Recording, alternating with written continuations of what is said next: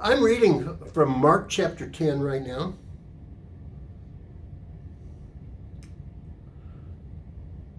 Jesus called them together. This is Mark chapter 10, verse 42. So Jesus called them together and said to them, "You know that among the Gentiles, those whom they recognize as their rulers lord it over them. But it is not so among you. But whoever wishes to become great among you must be your servant. And whoever wishes to be first among you must be slave of all.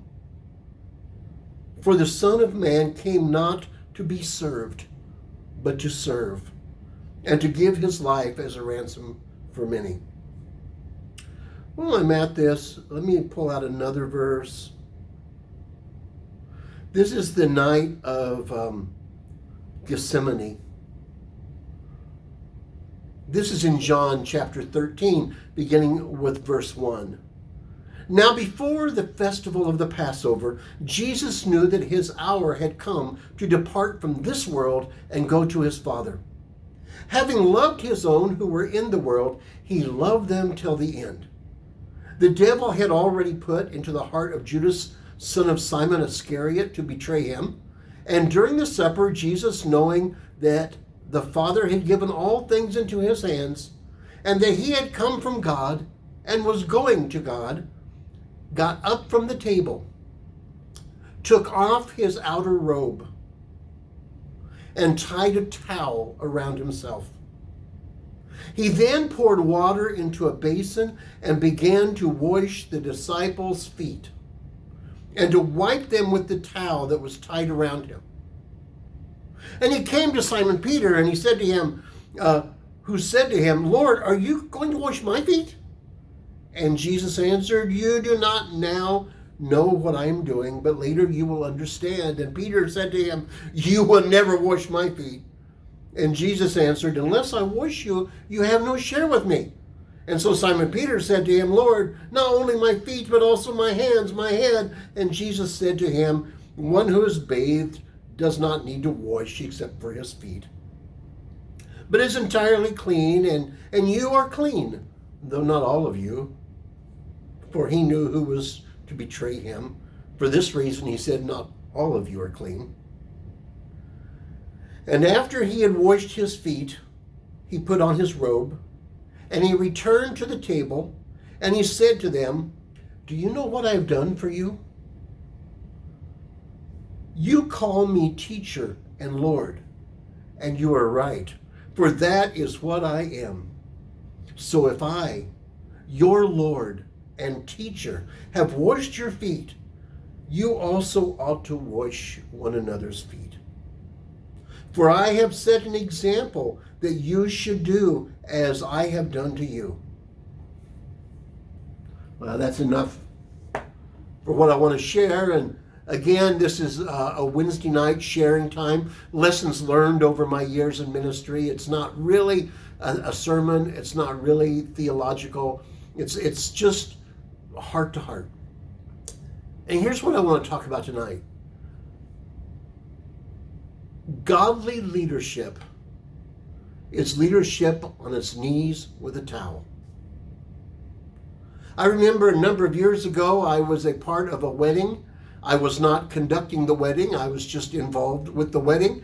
And another pastor was there leading the wedding. And the night of the rehearsal, I don't know what brought this up. Perhaps the pastor had some, competitive edge, or maybe he thought I was not being theologically accurate or something, but during the rehearsal time, he sort of stopped, or just before the rehearsal, went in front of the family so they could hear, and he said to me, he said, "Do you believe in the husband being the leader of the home?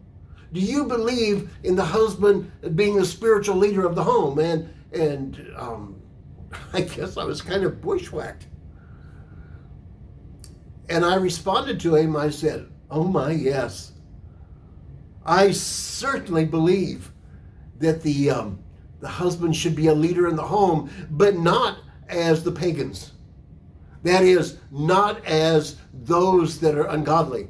Because they kind of see leadership as a place of vaunted authority, and they see leadership as a place where people respond to them, and they kind of steer the ship, and the others do the work. And I said, godly leadership, Jesus leadership, is on your knees with a towel around your waist. And I think that husbands should meet the needs of their spouses. I think that they should bring the best out. I think that marrying someone should, rather than tie you down, should release you to be the best that you could possibly be and have your best interest at heart. And evidently he didn't like my answer. And that kind of left a chill over the night. Well, I'm not talking tonight about marriage, and I'm not talking about gender roles in marriage or anything like that. I'm talking about leadership. And godly leadership is on its knees with a towel. For a number of years in my home denomination, I was the chairperson of our ordination board.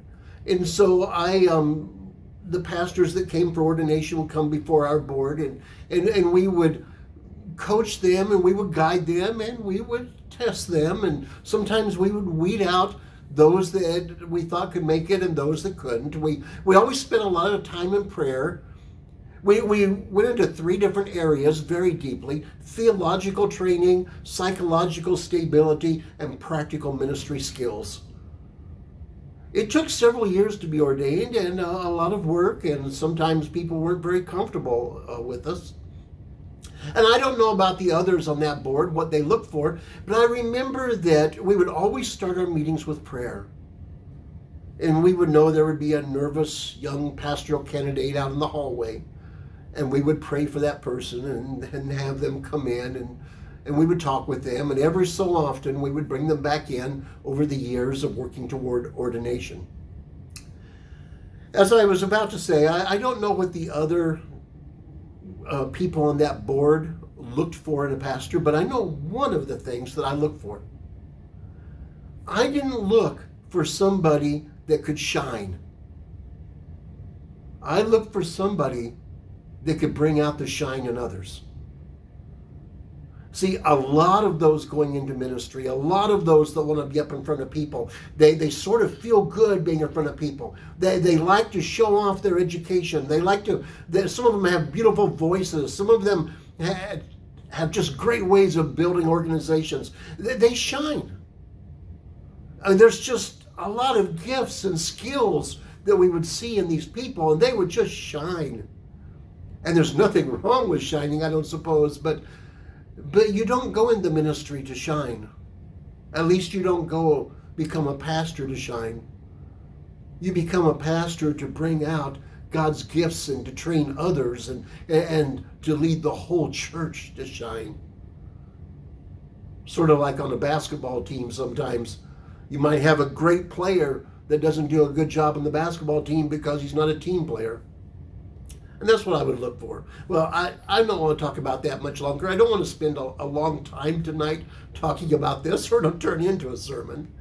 I just want to say that one of the things that I learned over my years of pastoral experience is that godly leadership is leadership on its knees with a towel. Now, you are a leader. You may be a leader in your home. You may be a leader among your children, your grandchildren. Leadership, basically, when you boil it down, is just influence with others. And there are people that you are influencing. There are people that are following you. There are people that you make a difference in their outlook on life.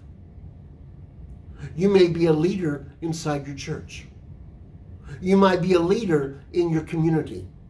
You might be a leader at work. If that is so, remember that Jesus Christ, who is our model of godly leadership, did not come to be served, but to serve others and lay his life down for others.